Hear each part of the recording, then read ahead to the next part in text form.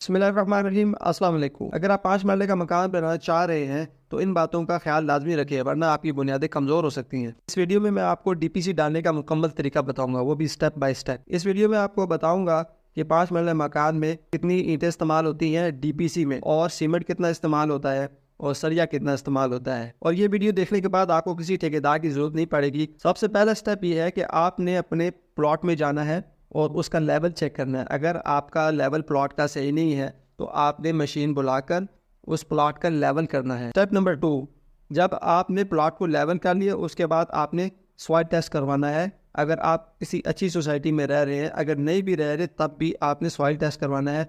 किसी soil test वाली company को बुलाकर अपने प्लॉट का सॉइल टेस्ट करवाना है।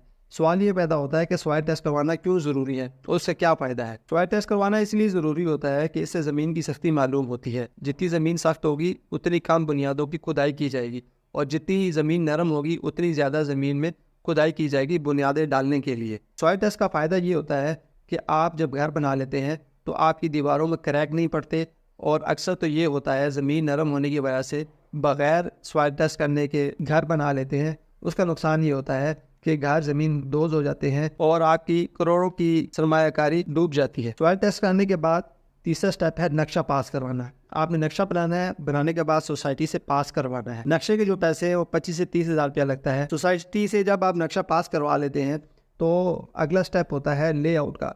तो आपने अपने प्लॉट पर लेआउट करवाना है। आपने अक्सर देखा होगा कि प्लॉट के ऊपर चूने के साथ लाइनें लगी होती हैं।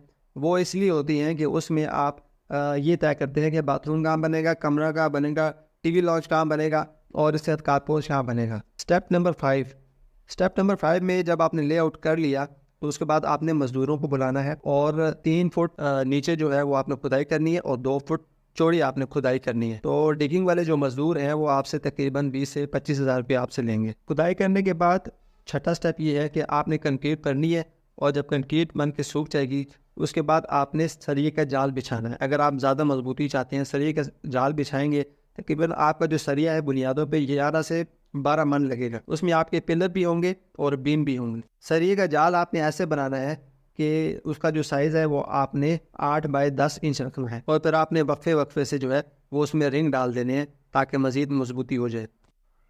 अब सवाल ये पैदा होता है कि इसमें सीमेंट की कितनी बोरियां लगेंगी। तो 85 बोरियां जो है वो आपकी सीमेंट पे लगेंगी। स्टेप नंबर 8, इसमें ब्रिक्स कितनी लगेंगी। इसमें टोटल जो ईंटें लगती हैं बुनियाद पे वो 9000 ईंटें लगती हैं। जब आप सरिये का जाल बिछा लेंगे तो उसके ऊपर आपने ईंटों की दीवार बना लेनी है। 3 लेयर्स में बनानी है। पहली लेयर में ये है कि आपने जो दीवार बनानी है उसकी जो चौड़ाई होगी वो 23 इंच की होगी, और उसकी जो हाइट होगी वो 6 इंच की होगी। उसके बाद जो दूसरी लेयर आप चढ़ाएंगे उसके ऊपर, तो उसकी जो चौड़ाई होगी वो 18 इंच होगी, और उसकी जो हाइट होगी वो 6 इंच होगी। उसके बाद जो आप तीसरी लेयर चढ़ाएंगे तो उसके ऊपर आपने 13 इंच की चौड़ाई की दीवार बनानी है, और 6 इंच ऊंची आपने वो दीवार बनानी है।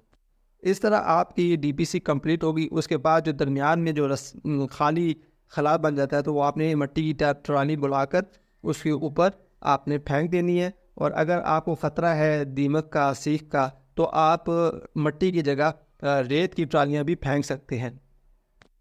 उम्मीद करता हूँ आपको ये वीडियो अच्छी लगी होगी। मज़ीद मालूमात के लिए हमारे साथ जुड़े रहें, और अगर आप घर बनाना चाहते हैं हमसे रब्ता कर सकते हैं।